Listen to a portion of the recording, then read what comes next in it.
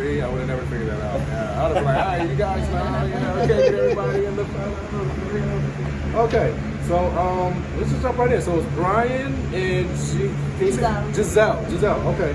So what are, I guess you could say, some of your hang-ups or challenges with calling, or where are you at in the process? Well, for me, at least the ones that I've been able to reach out, Okay. it's usually they're like not interested again in listing their home like after they've been on the market for a while. So you call it expired? Yeah, I Okay. call it expired. That's what I'm trying to do. Especially 2-year-old expired. Okay. Not really recent because there's the one that's getting bombarded by calls. Okay. I tried it a couple times, but they're like, "Oh, you're a realtor." Yeah. So that's mainly the biggest objection that I get. Just like, oh, like no, I just don't want to list it again. Yeah, that's it for me at least. The ones that I am able to reach out. Maybe Okay. I try calling me and pick up an offer. Okay.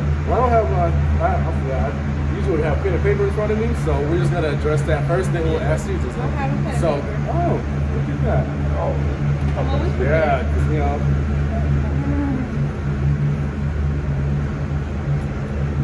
I'm always that.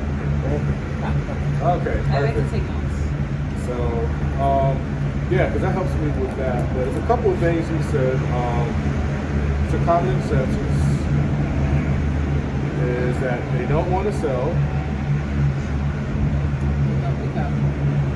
So they don't answer. Also, you said with the newer expireds that they're bombarded.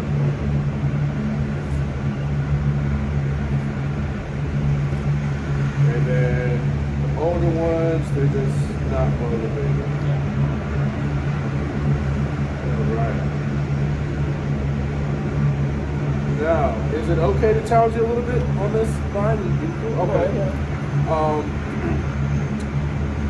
Now, I wrote, the sellers don't want to sell, some people don't answer the phone, and then also the new expires are getting bombarded, older expires are not necessarily motivated to sell, right? Which is why they're old expired and relist. Do you think these are new challenges, or would you say these are the same old challenges kind of been same around? challenges, yeah. Absolutely. So would you agree that you probably just need an answer or a couple of skills that we can add on and you know to take care of this, right? Yes. So let's start with don't want to sell. So as salesmen, as realtors, one of the big distinctions that we have to understand is that we're more looking for motivated homeowners that want to sell, right? So the scripts are designed for us to uncover their motivation. So So what I mean by that is, what would be a great example of this, right? Let's say you guys are single, you see a handsome guy, pretty lady, right? You go up to her, and you say hi. Our first instinct might just be to say, oh, I'm taking, I've got somebody, right? It's not that she's not looking to date someone, she just may not be looking to date you, or she may just be off-put by your approach, right? So the same thing go with homeowners, right? Our job is not to convince them to want to sell their home, but our job is to see why did they want to sell it in the first place, or if they are even serious about selling. So what is that motivation, right? So if you go in with the idea of, hey, what's their motivation to sell, then you already come from a different place versus I'm just trying to get a commission, right? I got bills to pay this month or next month, or I got 3 months savings left, and if I don't make a sell, oh my gosh, things are gonna be bad, right? So if you go in with that mindset right off the top, that's gonna help you. So for both of these, the new and the older expires, but especially for the new, if they say that they don't want to sell, 90% of the time they're lying to you, right? So you gotta understand that. What does it take to actually list your home in MLS? You ever thought about that? You gotta talk. Exactly. You gotta hire an agent. So what does it take to hire an agent? Interview an agent. You gotta interview an agent. You gotta get photos. You gotta sign a listing contract. We gotta let you tear up our yard, put a sign up there that, you know, looks ugly. We gotta put our business in the streets with the neighbors knowing that it's for sale. Maybe even do an open house, have strangers come in there. Now, who does that for fun? Who does that just cause? I mean, realtors, but that's our profession, right? But no homeowner does that for fun, right? There's a reason behind it, right? So the first level, or I guess you could say rookie salesman, is just, hey, I saw your house was listed for sale, it's not listed anymore. I can help you with that. You go, I don't want to sell. You go, oh, okay, I guess not. That's why I took it off. Bye. No, you got to take it a step further and say, well, what were you thinking when you first listed the home? You know, why did you decide to sell? What were your original plans, right? Take me back to when you first signed that listing agreement. Where were you headed to if this house sold, right? So that's a part of your script. So I learned the Mike Ferry script, and there's dozens. Yeah, absolutely. There's dozens of scripts that you can use. No, that's fine too. But no, you're good. It's just only like to make sure I cover the points that he covered. But you have to go, okay, what was your original plan when you listed the property, right? So Mike Ferry says, if you had, the second question on the script is, if you had sold this home, where were you planning on moving to? There's the second question, right? And so that's where you're digging for their motivation, right? Then they may say, I'm not selling, don't call me anymore, blah, blah, blah, take me off your list, you're a third agent, a fifth agent, whatever, right? If you can get past that, you go, hey, what do you think stopped your home from selling? Right, it's another powerful question. That's the next question in the script. It's question 4. So what do you think stopped your home from selling? They go, oh, well, it's the agent, or oh, it's the market, oh, it's interest rates, right? But again, then you're still digging for their motivation. Okay, well, what did your agent do that you like best? Right? How did you have to pick that agent? What do you feel that they should have done to get your home sold? Right? Did you receive any offers while your property was listed, right? What was the feedback from showings from the buyers, right? So when you start getting those answers, then they'll start to open up to you, and you go, yeah, Brian, Isaac's, listed my house. I never heard from him again. We had an open house. I don't know how many people showed up. There was a showing. I didn't get any feedback. My neighbor's house just sold in 1 week. I think mine's nicer, and I just don't know. Right? I just can't figure it out. Or they may say, hey, actually, you know what, Brian, we did get a couple offers, but you know what, my wife, we thought we were going to get this new job, and we didn't get it, and now, right? So now you can decide, okay, is their motivation still valid? Or, are they just blowing smoke? Or did something actually change in their life, right? Because if they thought they were going to get a job offer in California and be transferred, and all of a sudden that fell apart because COVID just appeared out of somewhere, well then now they're not selling, so there's nothing you can do. But you need to know that motivation first. So with the new expireds, for one, it pays to be early first. Y'all make your own decisions because we're all adults. The law says 8 a.m., but I can tell you, if you're not calling them by 7:30 a.m., you're gonna be last. And by the time you're the 4th or 5th agent, it really doesn't matter what you say, because they've already set 2-3 appointments, and you're just dead in the water at that point. There's nothing. But if you're that first or second agent that they talk to, typically they're a little more receptive. And if you can get past that initial "don't call me" or "I'm not really serious about selling," get to that motivation, you will get that, and then you can set an appointment just like that. So that'll help you there. I'll give you this extra bonus just because I like Maria. On the back end, once you set that appointment, you want to close the door on your competition. So, I forgot to record this on YouTube. But pause. Edited. Right, edit, yeah. But you want to tell them, hey, Mr. Seller, Miss Seller, your home show's expired, so you're probably going to get another 50 calls today. If you don't want to talk to agents all morning, then you probably just screen your phone for the next 2 or 3 days, because it can be a bit overwhelming. And that'll just save you the hassle. They go, oh, thank you. But guess what'll happen when you get to the appointment? When you get to the listing appointment, they're gonna be like, what? Brian, bro, you were right. I got 30 calls after you, man. Oh my gosh, it was so, thank God you told me to scream it, man. So now you already look like more of authority when you show up to your listing appointment because you already given them advice and they saw it come to reality, right? But for us, is you don't want a better agent or an agent with a better track record. So let's say you're new and I don't know, what's her name? Tracy Allen comes in and she's like, it's not that she would ever be doing cold calls at this point in her career, but let's say she called and she's like, I'm Tracy Allen. And who's Brian or who's Isaac? He's new. Oh, I've been selling for 30 years. Here you go. It's like you can't really compete with that, But if she doesn't get them on the phone, well, there's nothing she can do, even if she is a better agent, right? So you want to close that door on your competition, or maybe they've just got a better phone voice, better connection, whatever it is, you want to close that, right? So that's a big tip or tie down I always do, right? So remember that. All right, with older expireds, that's great that you call them. That is a huge source of business. But again, you have to remember you're looking for their motivation. So they did take their home off the market and then they didn't go back, right? But that was 6 months, 2 years ago, 3 years ago, right? So now you gotta bring them back to when they were at the listing table. Hey Brian, you know what? I just happened to see that your house was for sale back in 2021, but did you ever sell that house? Let's role play with it real quick. I did not. You did not? Oh, okay. That's interesting. I mean, that was a pretty tight market, man. What happened? Why do you think the house didn't sell, or did something change in your life? What happened there? No, we got a couple offers. We just didn't like it at that time. Okay.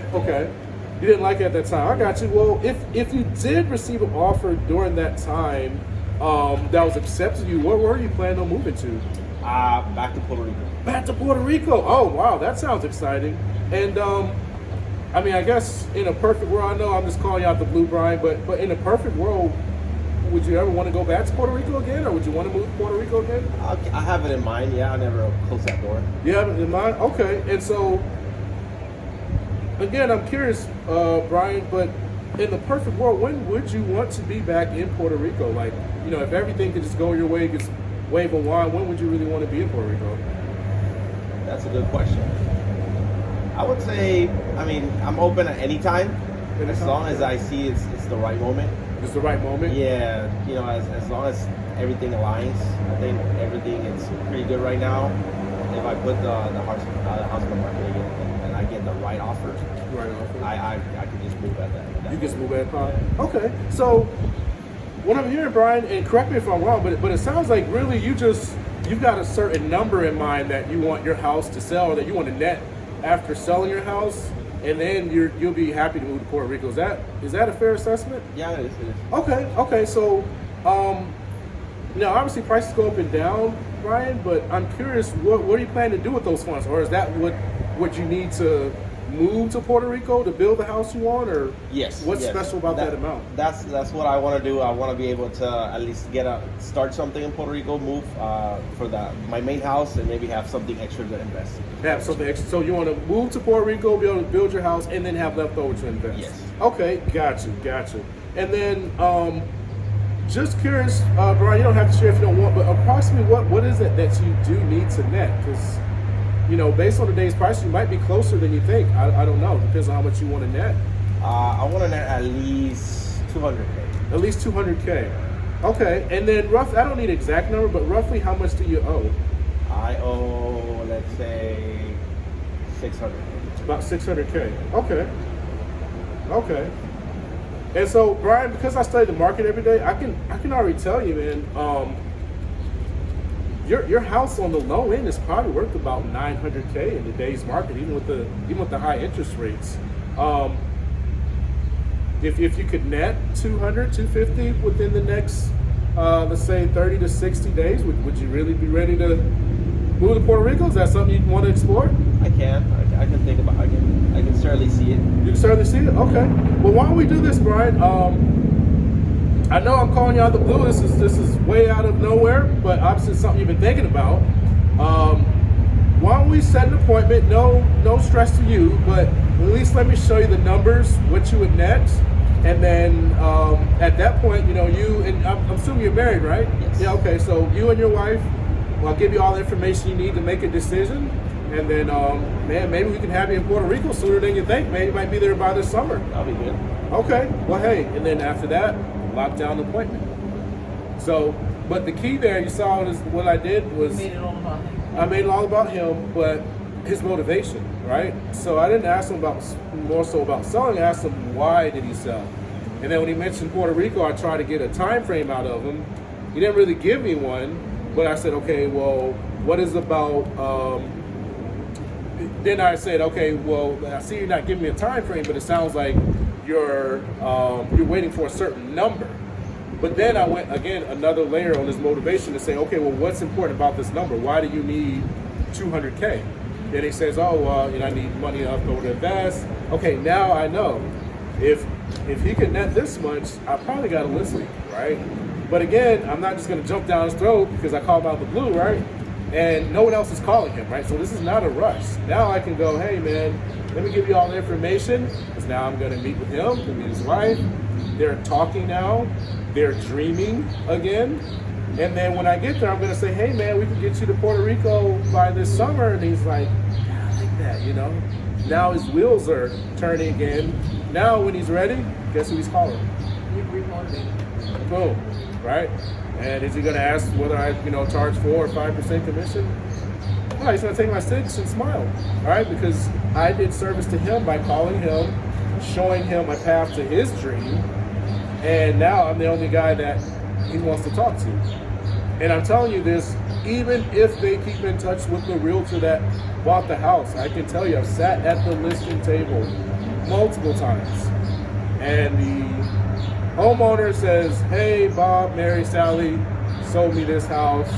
They live down the street. Well, I just talked to them last week, but we like you better. So just keep that in mind. When you use that process, it's going to work. So, Giselle, what are you having challenges with? Well, people are saying the interest rates are high, it's a bad market, the market's going to crash. Okay, interest rates are high, bad market. Okay. Anything else? So you're basically just having Market is objections gonna crash. back into the motivation. Are these are sellers that are kind of giving this? Sellers Okay. and buyers. Sellers and buyers. Okay. More buyers, like interest More rates buyers, are high. okay. We go through like the 2-1 buy down and how to like refinance, but the interest rates still scare a lot of buyers. Okay. So there's, for one, I would tell you selling is not telling. I think you probably all probably heard that before, right? Selling is not telling. Selling is asking questions. So I don't know. If I tell you right now, I'm like, hey, look, it's high surf out here. They'll go out. There's sharks. You might go, oh, where's that guy? I'm gonna go out and see for myself, right? But if I ask you, like, hey, what do you think the ocean condition is today? You might look, you're like, oh, it's pretty choppy out there. You know, it's really rough. And I'm like, you think any sharks might be out today? You're like, yeah, actually, this is perfect conditions for sharks, right? This isn't a good comparison for me. That's a good one for you? No. Okay. I would get in right with the sharks. Well, what Well- he's saying is that he's not telling you the sharks, Uh-huh. he's asking you. Yeah, and if you said, I would Well, let's assume, or even that. We'll roll with that. We'll say you would be looking for sharks. So then, me telling you that there's sharks, you might. I mean, because it's a sighting thing, you probably would just jump out there. But let's say it's something that you don't believe. Like, let's say you looked out today and you said this is probably good conditions for sharks. And I say there's no sharks out there. You'd probably be like, hey, what does this guy know, right? I'm going out there, I'm looking for myself, and you see there's no sharks. Like, oh man, that guy was right. I wasted an hour looking for sharks, right? But if I asked you, I say, hey, is today good conditions for sharks? And you look out and you say, actually, not really. It's, it should be this. It's choppy today. It should be smooth and calm. That's where sharks actually like to swim. I don't think today's a good day for sharks to be out. Then I say, well, there's probably not too many sharks out there today. Then you would agree, right? So it's the same thing with buyers. So you gotta. People are basically moved by two things: inspiration or desperation, right? So you're not going to inspire your buyers to buy a home, right? They already got that, right? They got a home that they can't afford that they want to buy already. That's life. So now we got to use pain, right? So we got to take them back to low interest rates. Hey Sonia, what was buying a house like back when interest rates was 2.5%? Can you refresh my memory? Yeah, it was really crazy. There was like 15 offers for one property, all over Yeah. asking, but homes were like flying off the shelves. Right. Yeah, the market was insane, but the interest rates were super low, so I wish I would have like jumped on it, you know? Yeah, I understand that. You wish you would have. If you didn't buy, I certainly understand wanting that low mortgage payment for a lot of home. Yeah. But can I share with you just some of the stories that buyers were experiencing during that time? Is that okay? Okay. So, I actually had a client who was qualified for 1.7 million. I mean, just retired from the military as officer. I mean, this is your ideal buyer, right? And did you know that he couldn't buy a house during that time? Oh, really? Yeah.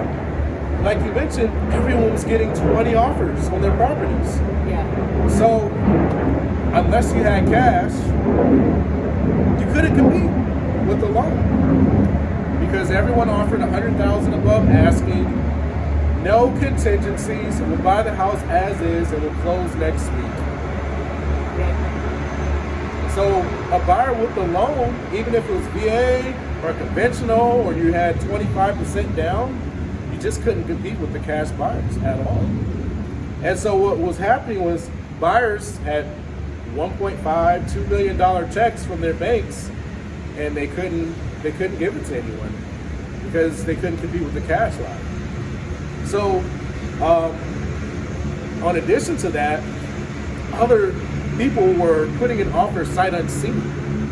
So you know how like right now we've got the luxury of going to see the house and maybe kind of negotiate with the seller. We didn't have that opportunity back then. It's like you put in an offer, and then maybe if you heard back from the listing agent, then you go see the house after they accepted your offer or they counted your offer. Wow. Right? So Giselle, I mean, is that kind of where you want to compete when it comes to buying your house? Is that the market? No? Okay. Well, can I paint a different picture for you real quick, Giselle, with maybe higher interest rates? So now you would agree that with higher interest rates, you agree that prices on the homes have come down quite a bit, right? From there, right? So let's just say that right now the house that you want to buy is $750,000, but it's down from $900K when interest rates were at 2.5%, right? But let's say today you buy at 6%, and you can plan to live there for a few years, right?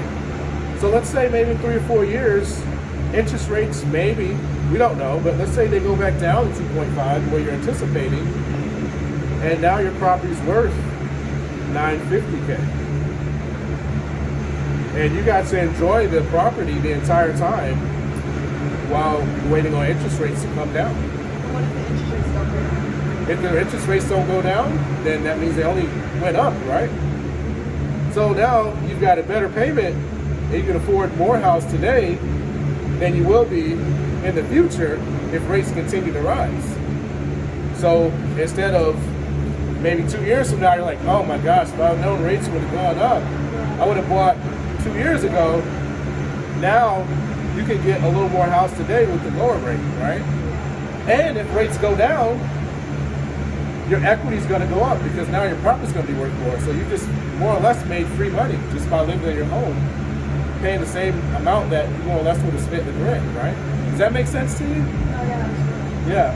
So now that's how you got to take your buyers through that mental process and the pain. But also you got to remember, everything comes back to motivation, right? So one of the things is a big YouTube star, Ricky Caruth, but he sold hundreds of homes as an agent. One of the things he says is closings happen every day, no matter what. So you gotta remember, people die, people have divorce, people get sick, people lose their jobs. So, and the same thing for your buyers, people gotta relocate, right? They got a new job, they're getting hired. So if their motivation is strong enough, they're gonna buy regardless of the interest rates, right? Yeah.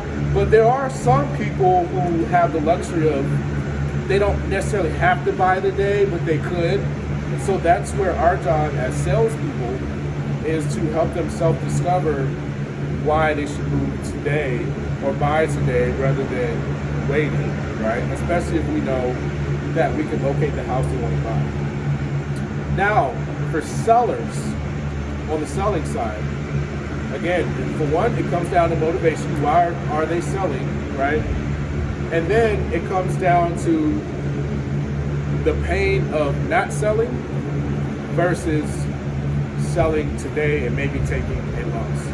So let's make the worst case scenario, right? They bought at the peak of the pandemic 2.5% or 2.25%, because I have a couple clients that had 2.2%, right? They bought at the highest price, $1 million, right? And now, because of interest rates, their house is worth maybe $850. And they're like, man, but you know, I want to move to North Carolina, but rates are just too low, well, too high right now. I can't get, you know, what I paid for it. I might even have to take a loss, or I might just break even, right? So now, again, we're painting the picture. Okay, well, Sonia, if we don't sell today, and I understand that may be what's best for you, but didn't you say you wanted to spend more time with your grandkids?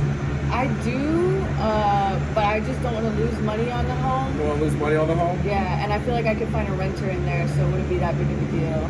Okay, you want to rent it, you're thinking, and that may actually be what's best for you, Sonia. I'm curious, with renting, how long would you be willing to rent the property for before selling, or would you just keep it indefinitely until? I'd probably rent it until the interest rates drop and the market gets better.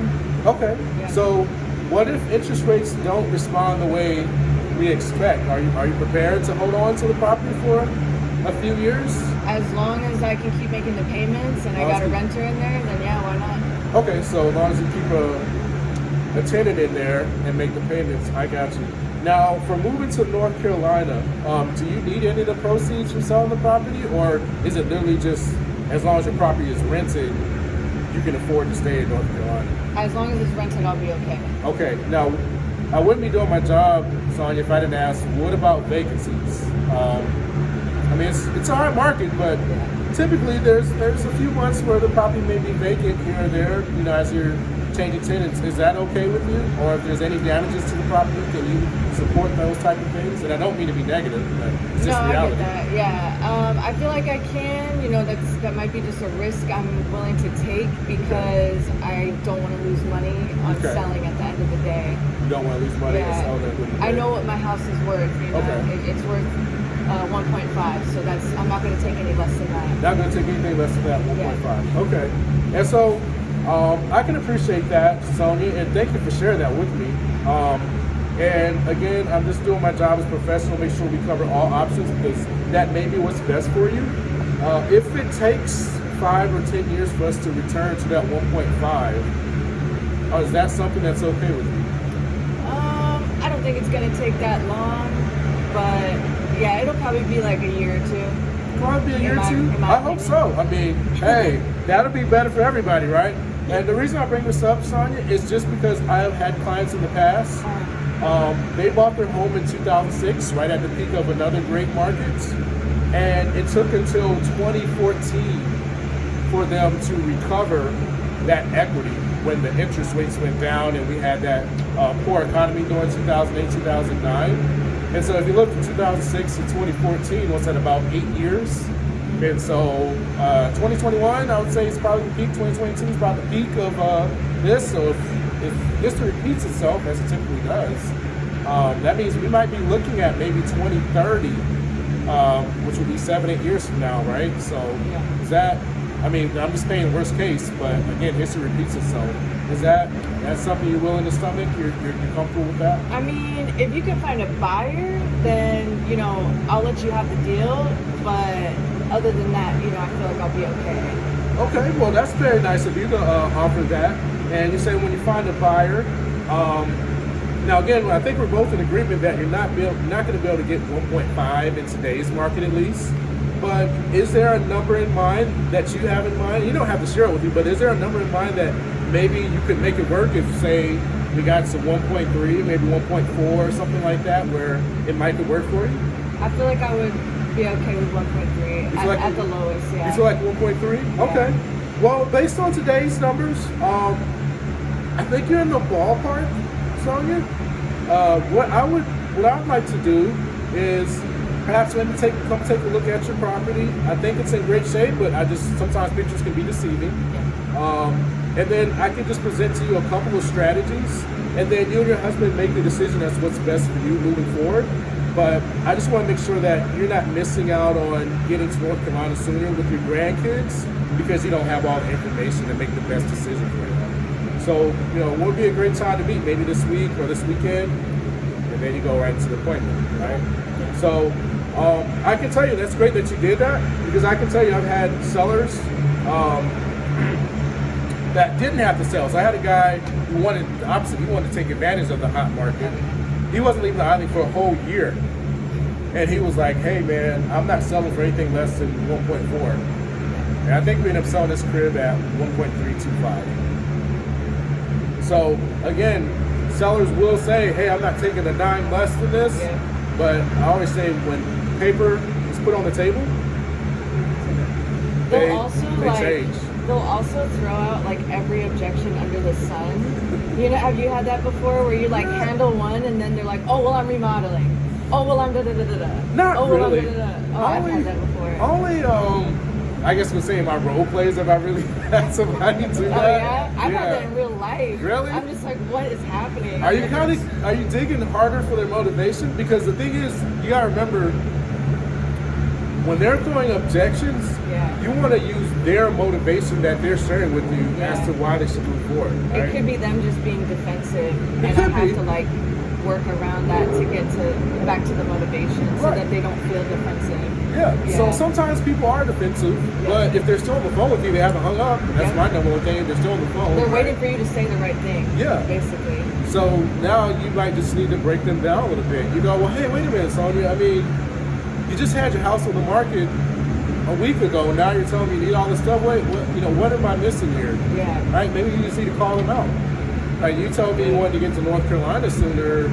Or did something change? Maybe I missed it, right? So if you're asking questions, and again, it's the tonality in your voice and the way you control the conversation, right? If you're asking questions to discover, then they have no choice either just to hang up or they got to explain. They got to go, oh, well, blah, blah, blah. And then you go, okay, well, help me out. This doesn't add up. This doesn't make sense. What am I missing here, right? And then when they see that you're not just looking for a commission, then you'll actually hear them break down on the phone. They'll be like, actually, you know what, Sonia, I'm just going to be straight with you. Me and the wife had a bad argument, and, she doesn't want to sell, I want to sell, or I want to sell, I don't want to sell, but she wants to, and then you go, oh, okay, I got it. All right, well, based on that, now you can present solutions. And again, I try not to present too many solutions on the phone. I'm always going for the appointment. Right? Hey, listen, I got a couple of strategies that we can explain it. Why don't we set a time? I'll give you the information, no pressure, right? Because unless it's a new expired, most times you don't really need to be like, you want to set an appointment as quickly as possible, but you don't need them to feel like pressured, right? Because if it's anything else, then you can just be like, hey, let's set an appointment, get you the information, and then boom. You're trying to build a relationship too. Yes and no, because the relationship, I mean, you want to be friendly, but I'm like, you're not their friend. There's a difference, you know what I mean? Like, so you go to the dentist is friendly, but they're not your friend. Oh, I guess the rapport, I mean, like trust, you know what I mean? Because it's been so long since they listed, so it's like, why should I give you a chance? So you try to build that, like, rapport, I guess. Well, it's the motivation. Yeah, so remember, like we were talking, so when I called him, he's like, well, I was planning on going to Puerto Rico. And then we did that whole spiel about, okay, well, what's in Puerto Rico? Why hadn't you sold yet? What would it take? And then that's when we discovered that he's just waiting to get the right amount of money. Doesn't care really what it sells for. He just needs $200K to get to Puerto Rico. So that's what you're looking at when you're looking at older expireds, is their motivation, right? Because they're already happy because there's no realtors calling them, right? They're not like new expireds where they got 20 phone calls. They don't even know who you are and why you called them. Like, who? They're like, oh, yeah. And most times they're happy to tell you the story, especially if you ask, like, hey, did that house ever sell? Oh, no. And they just go right into the story. And then once they go in the story, if you're listening, then you go, oh, okay, well, I got it, Sonia. You know, you're thinking about moving to North Carolina, it didn't work out, and are your grandkids still there now, right? And then as you go into that, then they can tell you, and then at worst case, I would say is that should be a person that you add to your database because they're a homeowner, and now you've got their contact info. And then at a minimum, you should be reaching out 4 times a year, once a quarter, just giving them updates. Hey, Sonia, just want to give you updates what's happening with interest rates, or hey, you know what, I think at the end of the year rates might come down. We might see prices spike a little bit. So, you know, if that does, you know, you'll be the first person I call because I know you got a number in mind, what you want to sell. Oh, thanks, right? Or you go, hey, yeah, it's a good thing you decided to rent, Sonia, because rates skyrocketed, prices have even come down further, just like you anticipated. So you did make the right decision. Just wanted to let you know. But when things turn around, of course, you're gonna be my first phone call, right? So they appreciate that, you know. I also want to dig in a little bit on what she said about, you know, when they become defensive. It's like, you guys know that I love to look for a definition of words, right? So we don't have to do that right now, but when you think about someone being defensive, they're protecting themselves, they're guarding themselves, they probably feel attacked, they're hiding something. So if I'm looking for your motivation and you feel defensive, then there's something that I'm saying that's triggering that. And so we got to go back to our scripts, we got to go back to the way we're delivering it, we got to go back to the tone. Even the way I ask a question, I can say, oh, what brings you here to the beach today? Or I can say, why did you come to the beach today? Same question, different delivery, right? So when they're being defensive, we got to do retrospect and check to what we're doing. Because we may not be thinking we're doing anything wrong, but we're triggering them. Make sense? Very true. It could also be that they're being reminded of somebody else that triggered them. So we have to make that adjustment. Yeah. I love that. And that's that comes down to like mirroring and matching, right? So their tonality, their pace. Just reading the room kind of Yeah, thing. basically. And then it really comes down to listening. It's listening at a higher level, right? So on one level, or I guess you say the first level, you're listening because you want an opportunity to speak, to say the next part of your script.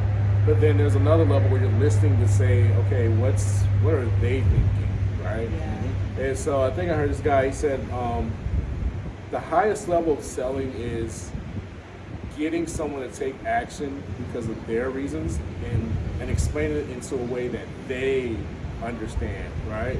So if you always think like we watch somebody do something that we're like, I don't even, like, how do you come to that conclusion? That doesn't even make sense, right? But if you can talk to that person in the way they think, that doesn't make sense to you, but it makes sense to them, and you can get them to do what you want them to do, i.e. they have to sell their house or to come down on price or accept this counter or whatever, that's where you learn. And that goes to elite level selling when you start understanding the different personalities, right? You got the analytical, you got the party person, right? And then you got emotions. So all of these, and also you got the driver, which is Maria, right? You got the drivers, right? So understanding, like, so with Maria being a driver, if I come to her and I'm like, hey Maria, so the reason why you should sell your home today is because interest rates are blah, blah, blah, blah, blah. She's gonna hang up the phone, right?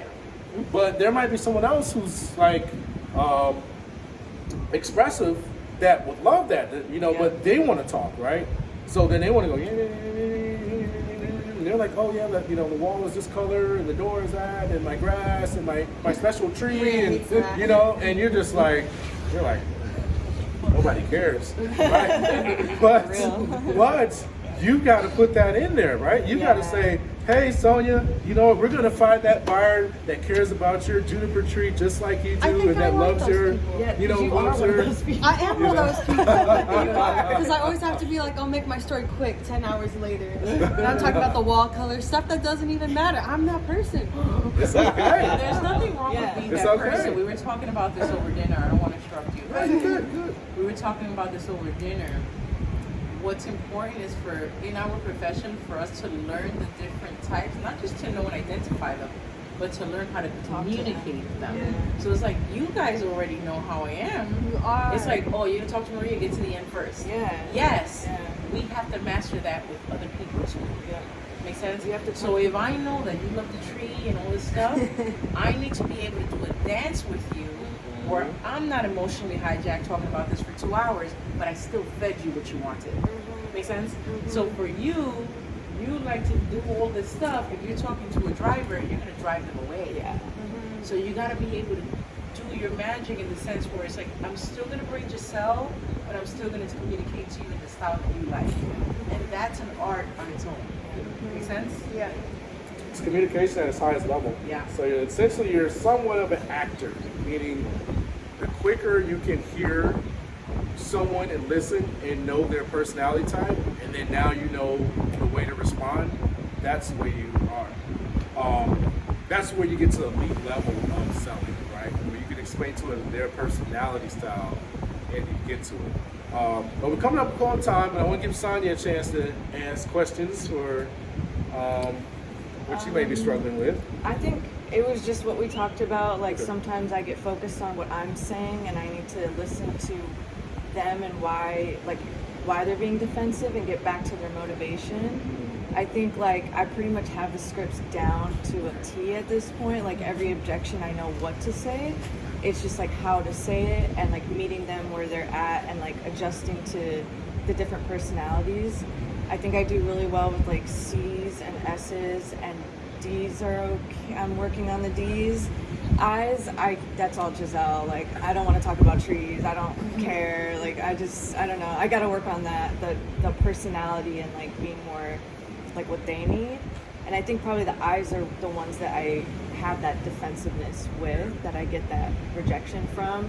So it's just me adjusting to the person that I'm talking to and be focused more on like their intentions, their goals, and less on me just like trying to, I don't know, like systematically get that line out, you know? Gotcha. Yeah. So, Okay. so I'm pretty aware of that. I just gotta put it into practice more. Okay. I wanted you to share the testimony with the cold calling inside of real estate and cold calling outside of real estate. Oh man, nightmare. What do you mean? What were you cold calling? So when I first left Hawaii, you know, it was actually unexpected. So I was just like, I made a last minute decision. I was like, hey, basically my last relationship ended. That's what happened. So I was like, man, I think I might just see if I can make it work in South Florida. You know, I was like, if I get a job, then I know I can sell, and then, you know, I'll spend a couple months, get my real estate license, which is what happened, and then boom, I'll be off to the races. And so I got hired with a sales job, but it's like inbound leads, you know? And so there's no outbound. Well, it is outbound, but it's like they give you the lead and then you call, right? There's no cold call, basically. So I think like the first month I'm on the phones, I think I might have made like 2,000 or 3,000. The second month I Let's made, go back. How much are they paying you per hour for this? oh, zero. Yeah, so they pay you zero. What are you calling? This was for like moving services. So these are like say if you want to leave the island or So you're working for company ABC. yeah, company ABC. And you're in the call center, right? Yep. So you're in the call center. They're paying you $0 an hour. $0. Yep. And the commission grid was how? How much? I think it was like 20%, if I remember, 25%. I just brain dumped as soon as I left. And what but was the price point? it was very tiny. It was like So it was 20% of like ballpark. maybe like $1,000 or so.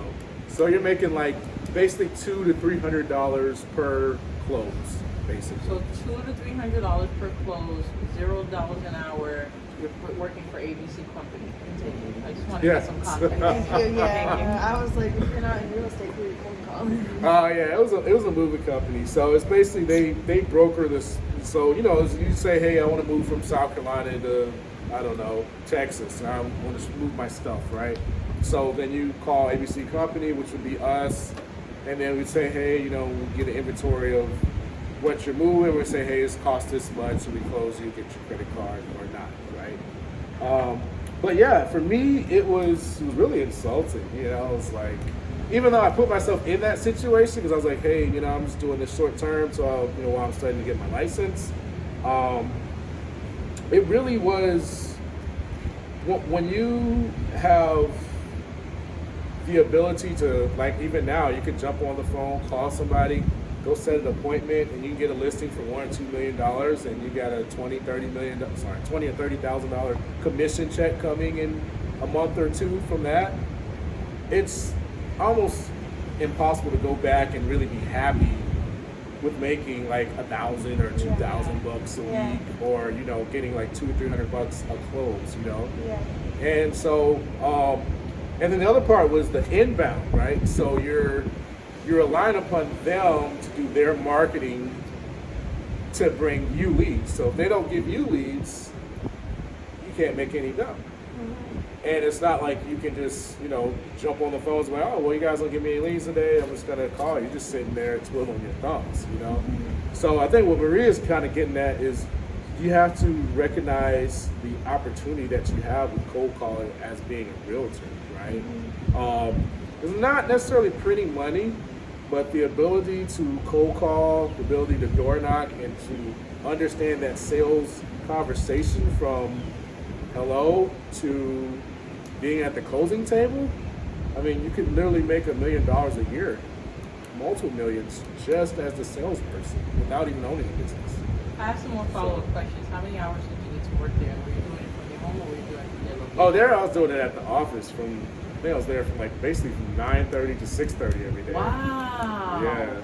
For $0. We get to sit here looking at the other stuff. This is what we're talking about. People today woke up, it's 10 o'clock, they're already at the office. Right. Making all these calls for pennies. Yeah. For pennies. And realtors around the world struggle doing a 2-hour block. Yeah. A 2-hour block.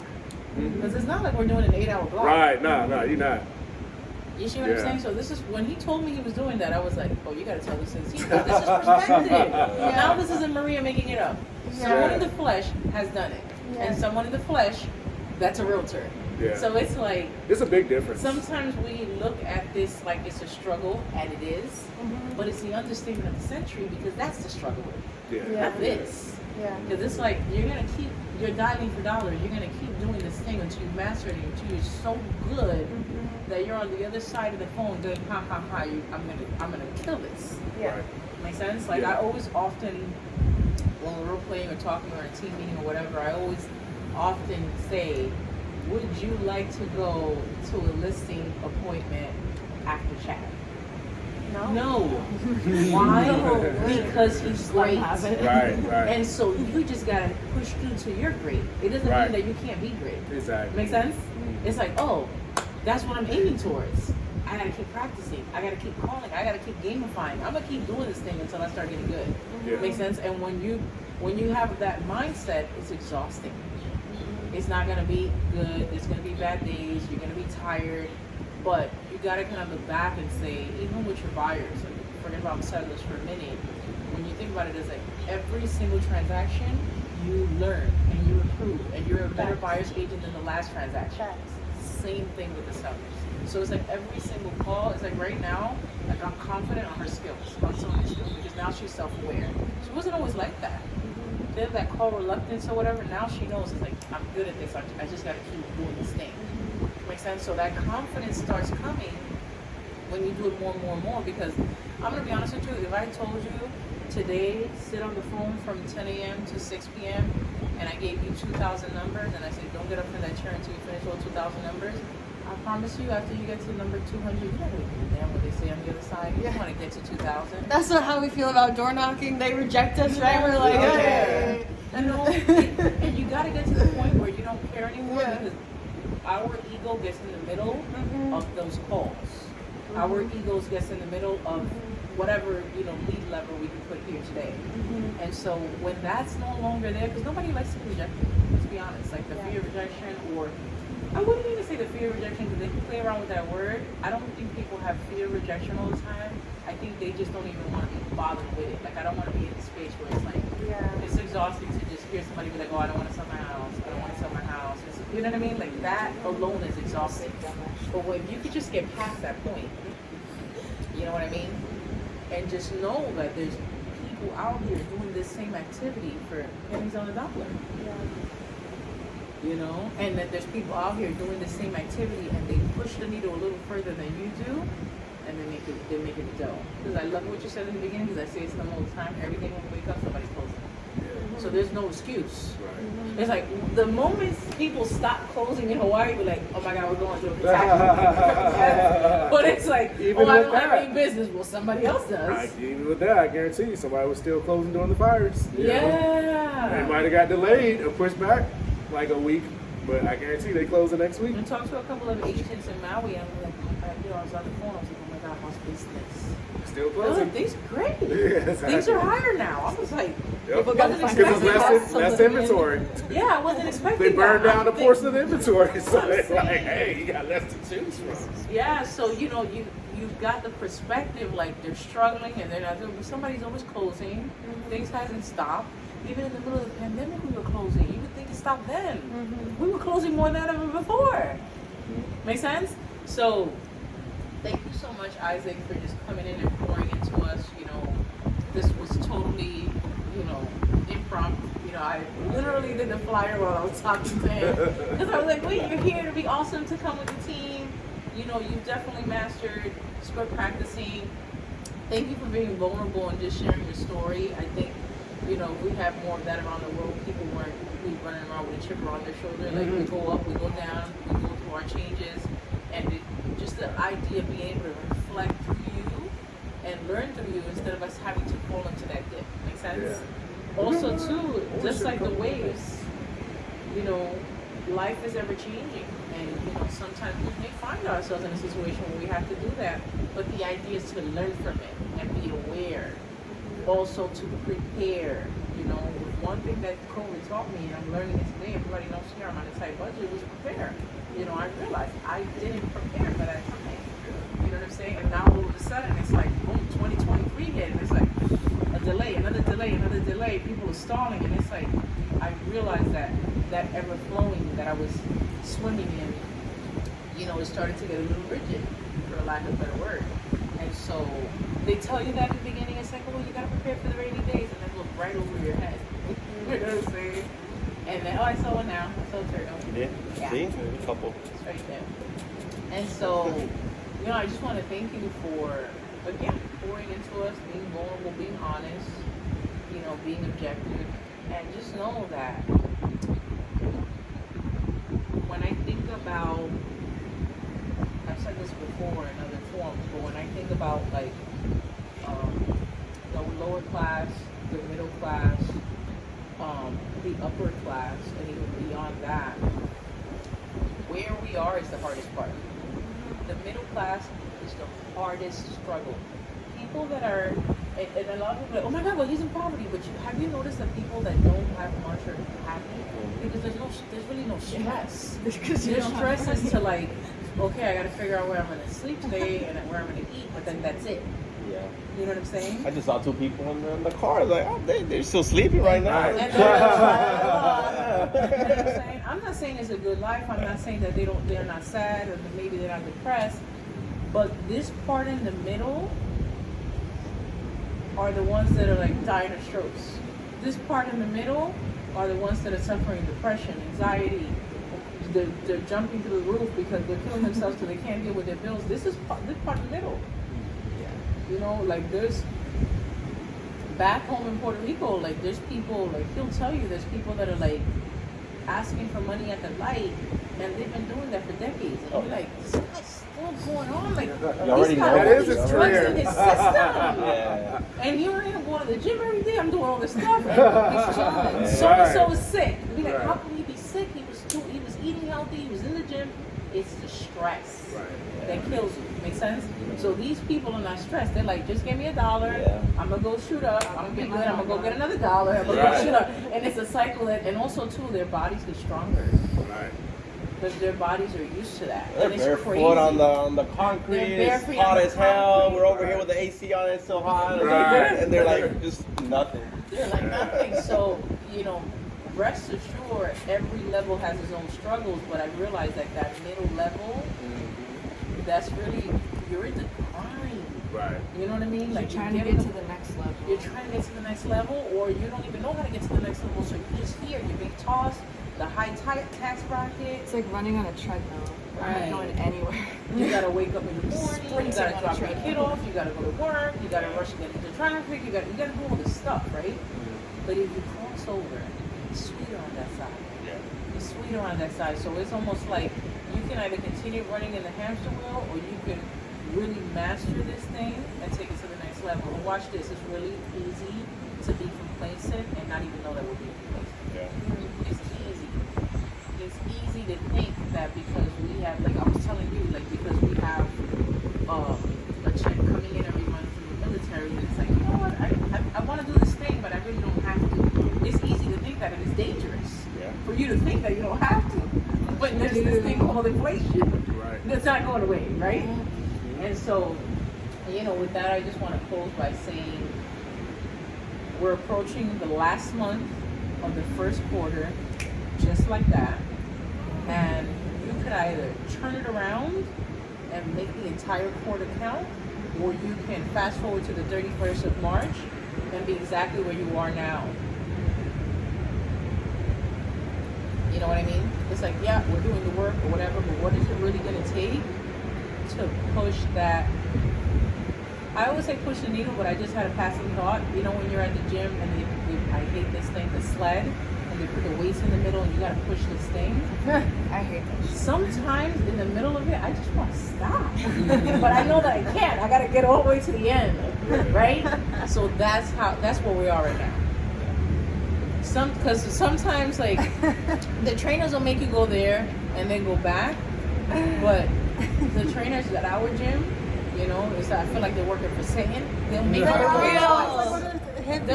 do it twice. They'll make you do it twice. So if you go and you come back, it's like, that's a killer. But when they say go, come back twice, that's it right there. That's where the money's at. Because you feel like your legs are going to collapse. And that's where you grow. And that's where we are right now. Make sense? Yeah. So if you can move past that point, you'll be able to see it. Like, we talked about making $100,000. Isaac and I were joking around when we had said back then, it's like, oh, we just gotta get to that 100. We gotta make the 6 figures. And then we got there and realized it wasn't enough. So I'm dying for you to get to the 6 figures. Like, I am desperate for you to get there. For you to realize that we're able to make it's not enough. You know what I mean? Because there's levels to this thing. And I honestly, when I would think about 6 figures, I really felt like it was like $1 million. I really felt like it was so much. You know what I mean? But once you get there, you realize quickly. And even at this point, you probably be like, no, I don't think I'm gonna feel like that. Trust me, you're gonna feel like that. And it was hard for people to tell me that. You know what I mean? Because I was like, no, I just gotta get to 100, and I'll be good. I'll be swimming in the dough. Yeah. So I just wanted to say that again. Thank you, Isaac. If there's any last takeaways before we take off? Yeah, I just want to give you just a couple quick lessons I've Can I take a learned. picture of what I wrote? Super quick. You send it. That your phone? Yeah, you can turn it off. Okay. Yeah.